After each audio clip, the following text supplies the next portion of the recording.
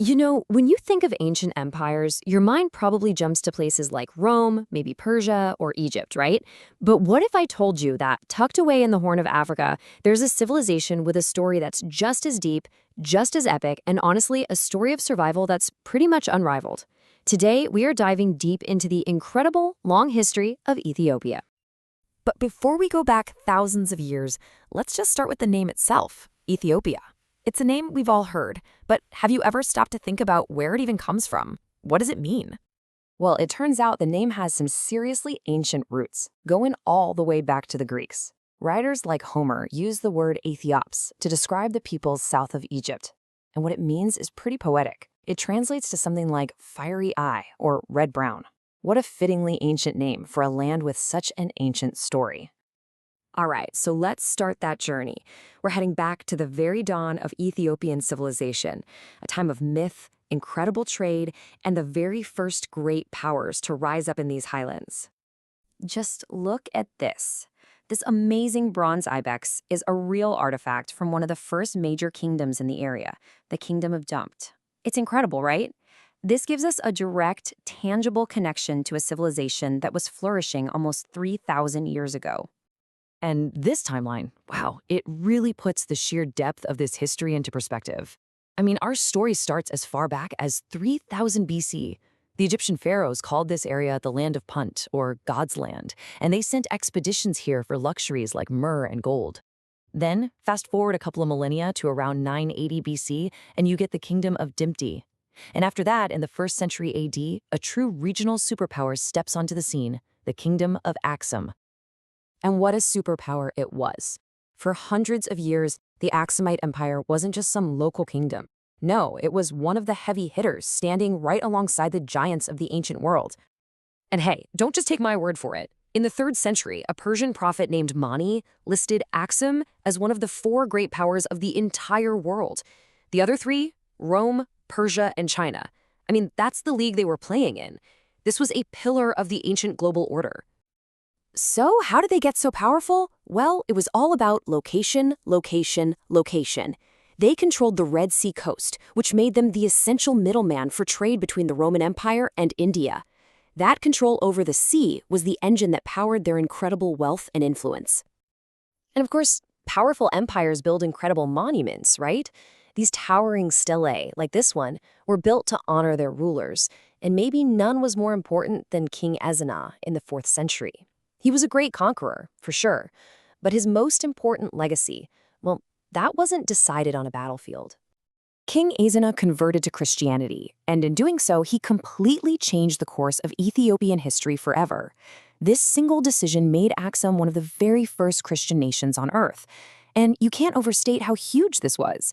It created a unique identity that would define the kingdom for centuries, as a Christian island in a region that would become increasingly dominated by other faiths.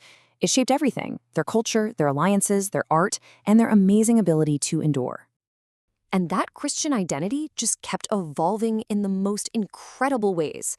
After Aksum started to fade, a new dynasty, the Zagwe, came to power, and they decided to express their faith in a way that is, frankly, breathtaking.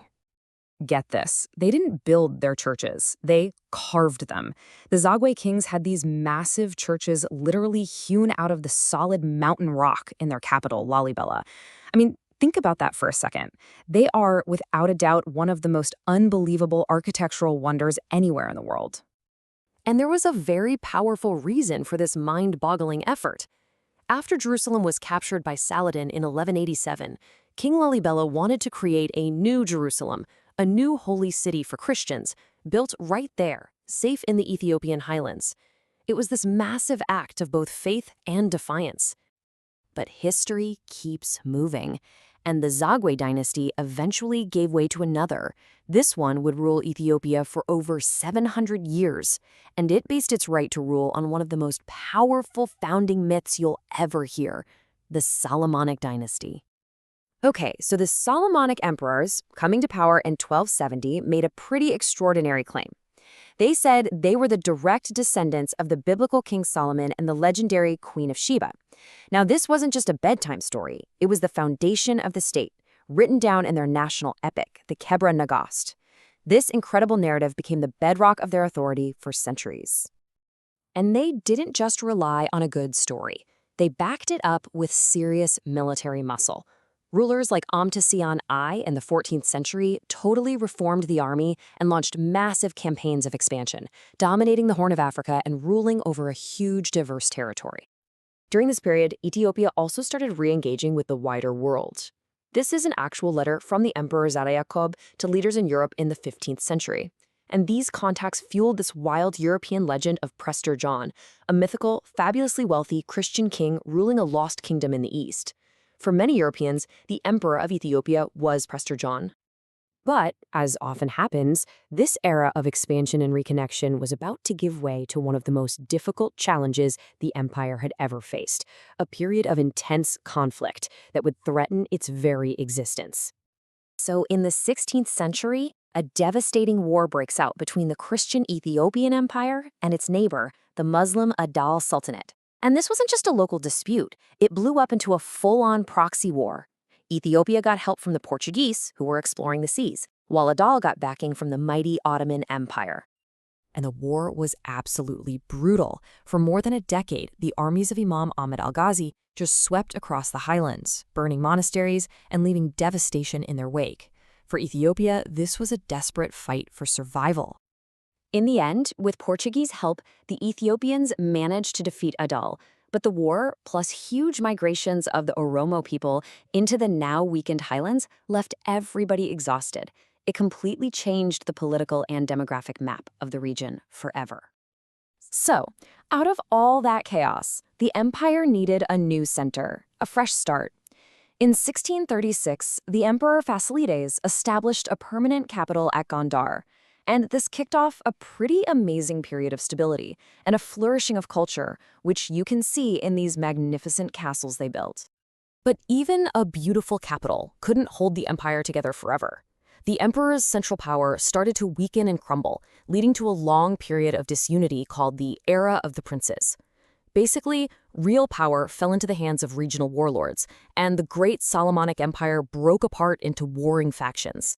Which really brings us to the big final question. We've seen these incredible golden ages, but we've also seen devastating wars, civil strife, and long periods of isolation. It just makes you wonder, through all of that, how on earth has one of the world's oldest civilizations managed to keep going? What's the secret to its incredible endurance?